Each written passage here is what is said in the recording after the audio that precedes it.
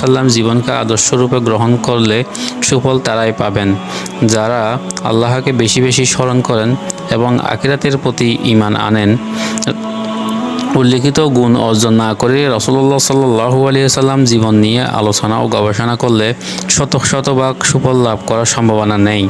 মানবজাতির জন্য মুক্তি ও ইসলাম প্রতিষ্ঠার মহান দায়িত্ব নিয়ে আল্লাহ তাআলা হযরত মুহাম্মদ সাল্লাল্লাহু আলাইহি ওয়াসাল্লামকে দুনিয়াতে প্রেরণ করেছিলেন।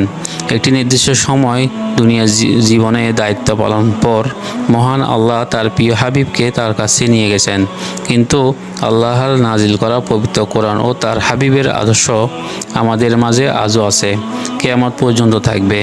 কিন্তু দুঃখজনক হলেও সত্য, তার উম্মত বলে পরিচয় দানকারী মুসলিম উম্মার একটি বিশাল অংশ আজ দিগ্ভ্রান্ত। তারা হযরত মুহাম্মদ সাল্লাল্লাহু আলাইহি ওয়াসাল্লাম